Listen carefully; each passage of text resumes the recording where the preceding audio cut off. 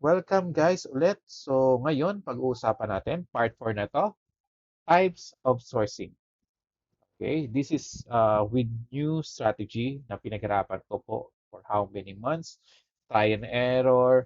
Kailangan ko mag-consult with the seller. Kailangan ko ipakita with the coach na it's working. Okay? Bago ko sabihin na okay to. Okay, itong lahat dito na ituturo ko is tested and proven.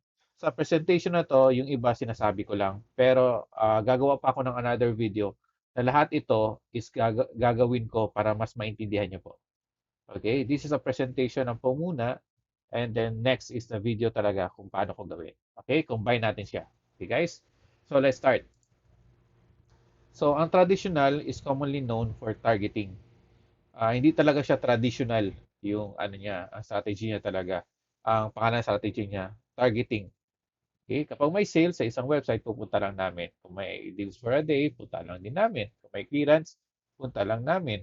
Okay? Kung may nakita kaming, uy, okay ito, naka-order kami na, naka-test kami ng 10 product, okay yung item, okay yung website, tinatry namin mag-search ulit doon. So, hindi naman kami pwede bombard ng ano doon ng bili ng item kasi malalaman na third party seller ka kasi may ibang website na ayaw nila.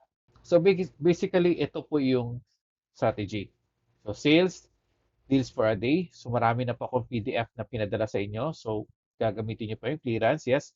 New website, meron na po akong pinadala rin. Trusted website for replens. Sasabihin ko sa inyo yung tatlo. Yung tatlo po is Walmart. Okay, take note. Dollar Tree and Dollar General. Yun po ang pwede nyong simulan sa replens. Okay? Narinig nyo na sa akin. So, pwede nyo gawin yon. So, product information search. So, yung product information search po, minsan nilalagyan po namin ng plus. Okay? Halimbawa, product plus information plus search.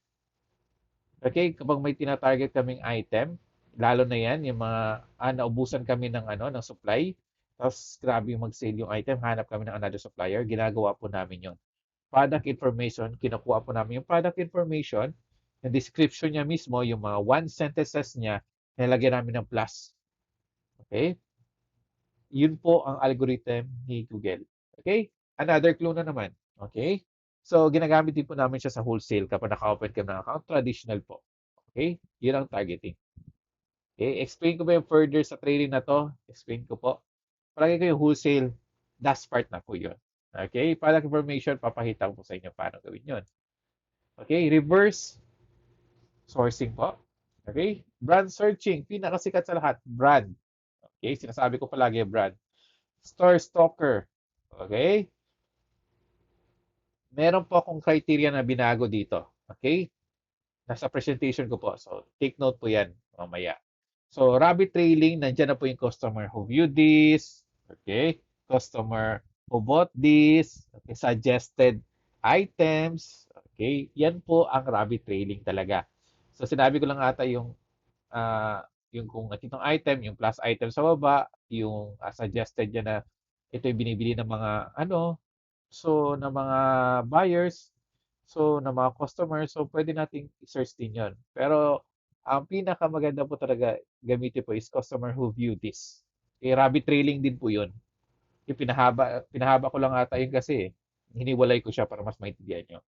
So, UPC searching po, more on nagpo-focus po kami dito sa Google. Okay, may pinakilala pa akong UPC search, UPC nakalimutan ko na. So Google po talaga ginagamit ko sa UPC searching para marami po akong makita na item na pwede kong i-source. Okay? And Kipa, papakita ko po sa inyo yung Kipa. Video po, wala po sa presentation kasi mahirap po i-explain yun.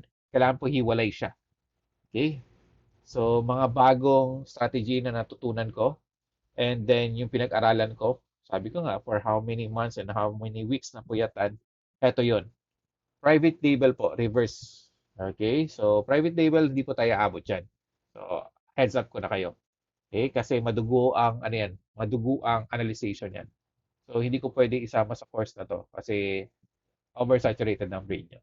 Yun na po. And then, traditional targeting. Okay? website you should check for great sales and Tuesday morning deals. Tuesday morning deals sa kanila, hindi sa atin. Okay? Office Depot, Office Max, Walgreens, Tuesday morning, TJ Maxx, Target. Okay? Bago sa pandinig, this, guys, ito na. Okay? This is turo din ng mga coaches to na hindi pwede i-oversaturate. Ito yung turo ng mga ibang mga magagaling na sa product sourcing. Okay? Pero ito yung nagtatak sa akin ng mga, madami pa to eh. Pero ito yung nagtatak sa akin. Dito ako mas nakakahanap. Okay? Next. Sorry. Next is traditional strategy is some strat works if client's active. Client active lang guys ha. Stalking, ibig sabihin, social media. Ang brickseek.com po is maganda po rin na tingnan nyo. Kailangan nyo mag-sign up doon. May bayad po. Kung gusto niyo client ng ng ganon, pwede niya ma-check yung mga deals kaagad, automatic kung may bagong item, yung brickseek.com. Okay? May nakita mo na po ako ng introduce niyan sa isang YouTube. Filipino rin po. Coach din po ata siya. You can check it. Ayoko po mag-open pa ng brickseek.com kasi may bayad po yan siya. And then, hindi ko siya nire-recommend kasi sabi ko nga, medyo mahal. Pero nilagay ko na lang po dito. At least meron kayong info kung ano yung maganda ring na website na i-check nyo. So, social media guys, pina-follow ko lang. Papaliwanag ko, ipa-follow ko lang. Pina-follow ko lang yung ibang mga supplier. Okay? Pick up items. Diba? Itong stalking guys, ulitin ko lang, itong stalking guys is ako lang mismo naka-discover. Okay? Dito, walang nagturo sa akin. Ako lang nag-discover sa kung ano yung bagong strat na pwede kong gawin. So, ito yon. Nice? Yes, nice. Pick up items, shoppers. Kung may shoppers po, si client. Okay? Hindi naman po agribado si client na mag-ano ng shopper, mag-hire ng shopper. Pero yung mga malalaking malaking company na na-encounter ko, may shopper na kami mismo. Okay? Siya na, inutusan na lang yung shopper na bumili na ganito. Even though nalaman ko siya 2007 na sabi may shopper, pero 2016 pa lang may shopper na introduce sa akin ng client eh. So yung mga pick-up items. So client taking pictures what the nearby store is selling. Yes, yung stall po mismo. Kita sa grocery, pinipicturean yan with prices. Okay, then papakita sa yung picture, send sa iyo via Skype or via Messenger and then hanapin mo. Okay? Traditional din yon kasi sa store niya, baka may makita ka dyan. So, check mo muna sa Amazon. So, sinesearch mo. So, ganun po yon. This taking picture na strategy is nalaman ko lang din sa ibang group. Okay? Hindi ito galing sa akin. Okay? Stalking lang yun sa akin. Okay? Next tayo. Ang traditional strategy is stalking some stores. Ito yung stalking na nalaman ko. Ito yung cellphone ko. 46 minutes ago, meron na po 5 products from Walmart are now on sale. Imagine, ganun, 14 new items. Pero pa yun, sa cellphone ko ngayon, 14 new products sale on Amazon, on Walmart. Okay? Automatic yun. And then ito siya, is a bedbat. Nagsabi rin sila sa akin ng mga sale nila ngayon. Automatic. Notify ako. And then, hinahanap ko kagad yung item. Okay? Check ko kagad yung item. Marami pa ako pina-follow. Try nyo po i-follow ang Macy's. Iba pang store na kilala nyo. And ano po sa akin parang Dollar Tree tsaka itong Walmart po talaga pina-follow ko for replens and Bed Bath Beyond for new items talaga. Magaganda talaga items sila. Okay? Next po. Pick up items. Yung sa Walmart po sa Dollar Tree or nearby client house po, below 100 miles lang po. Hindi po tayo sobra ng 100. Okay? Wag po, below lang po.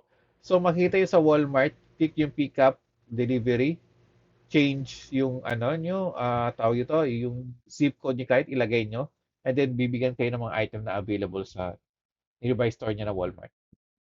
Nice, di ba? So this is a strategy that I teach sa isang VA lang ata, teach ko to eh. Sa isang VA lang, nasa team ko siya, and the rest di ko na siya tinuro. Promise. So ginagawa ko to siya sa Walmart and Dollar Tree. Nice. Dollar General din. Yes, ginagamit ko rin to.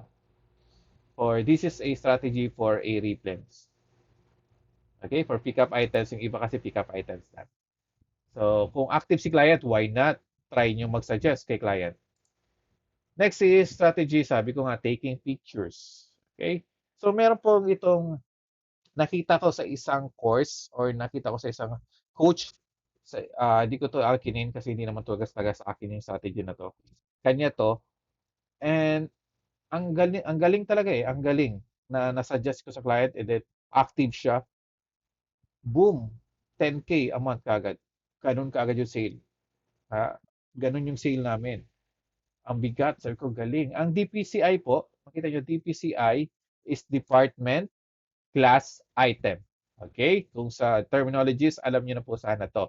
Kung na ano nyo sa first videos ko, second videos ko. Okay? So, ang 3 digits po ay department number. Ang 2 po ay class niya. Ang class niya, 08. Okay? So, and then, ang following 4 number po, yun ang item number. Okay? Item number. So, nasa-search po namin yan. Search namin to. And then, automatic nakikita namin, ito yung sa ano, sa Amazon. Ito na yung sa ano, sa Target. So, ano namin kagad, automatic. Okay, makikita nyo rin sa baba dito. Sa baba. Yan. Sorry. Natatabunan ata. So, yan po. Sa baba. Makikita nyo. Sa baba. Ito. Yan po. So, taking pictures po, lalo na sa Target, ito po yung magandang gawin. And then, ilan yung quantity na available. Nandito lahat, nakalagay yung dito sa taas. Pero hindi ko na screenshot. Okay? Wala kasi akong kopya talaga. So, hindi ko siya na-screenshot yung dito. Dito yung ilan yung available na item na yun. Sa clearance sale na yun. Okay? So, always check po ito. This is a good strategy po talaga. 100% working. So, sa traditional po lang, busog na kayo. Di ba? So sa reverse, sabi ko, brand hunting, storefront fishing, market ID stalking. Yes, dyan tayo. Meron akong strategy dyan. Ang nakahula lang ata na hindi ko tinuruan pero nalaman niya, isang VA. Okay, hindi ko siya tinuruan pero nalaman niya. So which is, ang galing, ibig sabihin, naghanap talaga siya ng item and then pinag-aralan niya talaga yung tools na yun. Okay, bestseller. So ipapakita ko yun siya sa Kipa. This one is Phishing Marketing ID. Meron po mabilis kapag may tactical arbitrage kayo. Mabilis po ito. Okay? Tuturuan ko rin po kayo. Tuturuan ko kayo sa ibang video niyan po. Okay? UPC, EIN searching, yes. Tuturuan ko rin po kayo niyan. So, I think na-mention ko na yun sa YouTube channel ko. Pero, i-advance ko pa. Okay? And then, MW Strat. Ano yung MW? Okay? This is Merchant Word. Okay? Paano pumasok yung merchant word? Paano, di ba ano lang yun siya for keywords? Nope. Product sourcing na rin siya ngayon. So, nakaisip ako ng way kung paano ko siya i-maximize and then nagawa ko po. So, this is really a new strat. Sabi ko nga. Di ako nagbibiro yung sinabi ko sa inyo na bago, ito yung pinapaghirapan ko. Yes, dito. So, hopefully, matulungan ko pa kayo in the future kasi until na gumagawa pa rin ako ng strategy. Imagine. So, pwede po pang i-update itong course ko. Lalagay ko pa yung bagong strat para matulungan kayo lalo maging magaling sa product sourcing. Diba? Next is brands to familiarize. So, kailangan ito. Ito, nilagay ko to dito para aware kayo. Kapag great value, Walmart po yan. Replens. Ulitin ko, replens po yan. Mainstays, mga cabinets, medyo hindi tayo dyan. Okay? Pero nilagay ko dito para familiar lang kayo. Kapag mainstays, okay. Walmart yan siya. Equate, pwede sa Walgreens. Meron po yan sa Walgreens. Nila, yan, Walmart. Dollar Tree, Assured, Halls, yan po. Pwede nyo nang i-search. Automatic. Okay? Binibigay ko na po ito lahat. I-update ko po kayo sa ibang brands na alam ko. And I think papakita ko pa sa inyo ibang brands na pwede kayong i-search for wholesale. Okay? Sa next training natin. Okay? Sa next videos natin. Okay, guys? So, storefront fishing, ito yung criteria ko. So, binago ko siya. Bakit ko siya binago? Kasi sabi ko, oversaturated na siya. So, yung tinuro ko po, yun po ang basic para hindi kayo mahirapan. Pero ito po talaga ang totoo. na ginagawa ko. So, 2,000 below ratings.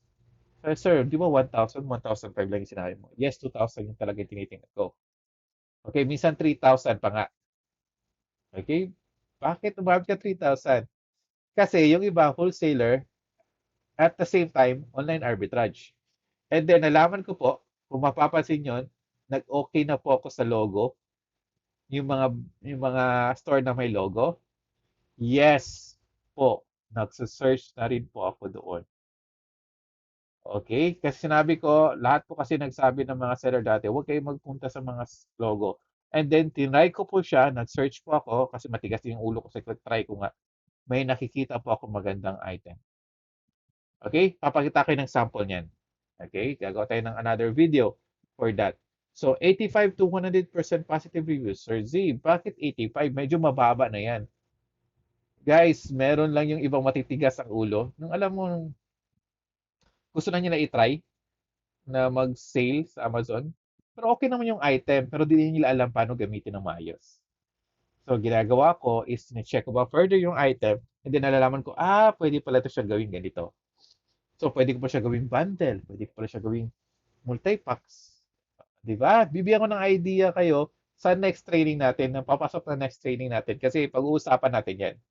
So, paano kayo maging biyasa sa bundling, sa multi-packs, di ba? Sa new listing. Okay? So, EasySync.io extension. Gamit na gamit na to. Huwag nyo na akong ano dyan. Gamit na po talaga to. Okay?